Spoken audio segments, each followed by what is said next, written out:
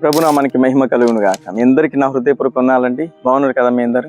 చూడండి, మనం క్రీస్తు రక్తంలో కడగబడిన తర్వాత ఎవరిని పోలు నడుచుకోవాలా?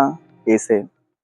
నెక్స్ట్ మరి భక్తులు సంఘ సహవాసంలో ఎంతో జాగ్రత్తగా ఉండాలి. అనేకుల కళ్ళు నీ మీద ఉంటాయి. నేను చూస్తున్న వాళ్ళందరికీ నీతో చాలా భక్తి మార్గంలో ఉన్నాడు అని వాళ్ళకి చూసినప్పుడు దేవునికి ఘనత కలుగుతుంది, ఆయన నామానికి మహిమ కలుగుతుంది. మనం ఆ మార్గం అనుసరించి నడిచినప్పుడు ఆ క్షేమాభివృద్ధి, ఆశీర్వాదం తప్పకుండా నీకు, నీ కుటుంబానికి ఆయన దయచేస్తాడు. ఒక మాట మీకు జ్ఞాపకం చేస్తాను. సామెతల గ్రంథం 2వ అధ్యాయం 20వ వచనం, నీవు సజ్జనుల మార్గమందు నడుచుకొందు, నీతిమంతుల ప్రవర్తనను అనుసరించుదు, దేవునికి స్థితి కలుగును గాక. చూడండి, మనం నడిచే మార్గం ఎలా ఉండాలంటే అది యేసయ్య మార్గం.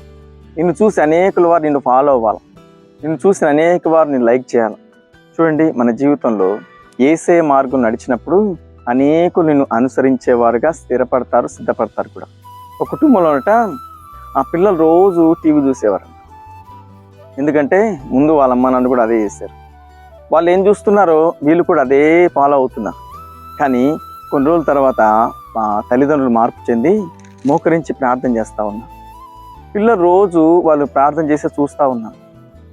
చూసి వాళ్ళకు టీవీ చూసి వాళ్ళకు అవును కదా, మా అమ్మ నన్ను ప్రార్థన చేస్తున్నప్పుడు మేము టీవీ చూడకూడదు కదా, టీవీ ఆఫ్ చేసి తల్లిదండ్రులు ఎలాగైతే మోకరించి ప్రార్థన చేస్తూ ఉన్నారో అదేవిధంగా వెనకాల ఇద్దరు పిల్లలు కూడా కలిసి ప్రార్థన చేస్తూ ఉన్నారు.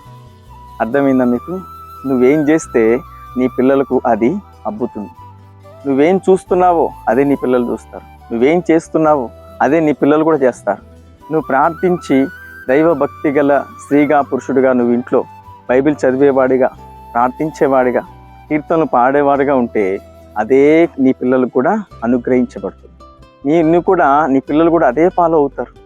వాళ్ళు టీవీ చూడమన్నా చూడరు. ఎందుకంటే నువ్వేం చేస్తే వాళ్ళు అదే చేస్తారు.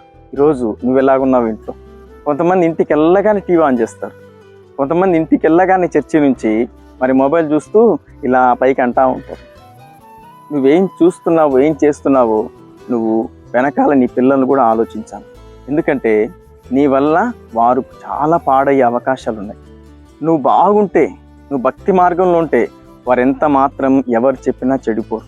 ఎందుకంటే వాళ్ళు చూస్తున్నది నిన్ను చూస్తున్న వారు నువ్వు ఎవరిని చూస్తున్నావు అన్న సంగతి వాళ్ళకి తెలిసిపోతుంది.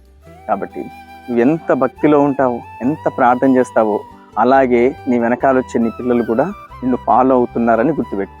ఎందుకంటే చాలామంది ఇది చేస్తున్నారండి. పెద్దలు చేసే పొరపాట్లన్నీ పిల్లలు చేస్తూ ఉంటారు. కానీ తప్పు ఎవరిది? పెద్దలది. నువ్వు సజ్జనుల మార్గంలో దైవ భక్తి కలిగి మరి వాక్యానుసారంగా నీ జీవితాన్ని నువ్వు అలవాటు చేసుకున్నప్పుడు నీ పిల్లలు తప్పకుండా అది అలవాటు చేసుకుంటారు. అలాగా ఆ కుటుంబం వెలిగించబడుతుంది.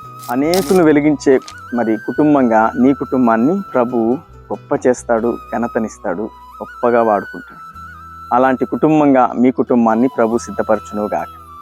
మీ అందరి కోసం చిన్న ప్రార్థన చేస్తాను. మహాపరిశుద్ధుడా, మహోన్నతుడా, నీకు స్తోత్రములు నాయన. మాటలు ఉంటున్న ప్రతి బిడ్డలు దైవ భయం కలిగి తల్లిదండ్రులుగా ఉన్నప్పుడు పిల్లలు కూడా ఆ మార్గంలోనే వెళ్తాడని వాక్యం ద్వారా సెలవిచ్చావు తండ్రి. అలాంటి కుటుంబంగా ప్రతి బిడ్డలను స్థిరపరచమని, అలాంటి కుటుంబంగా ప్రతి బిడ్డలను వెలిగించమని యేసు నామములో ప్రార్థిస్తున్నాం పరమ తండ్రి. ఆమేన్. వీడియో చూసిన ప్రతి ఒక్కరిని ప్రభు దీవించి ఆశీర్వదించి అన్ని విషయాల్లో వెలిగించును గాక. ఆమేన్.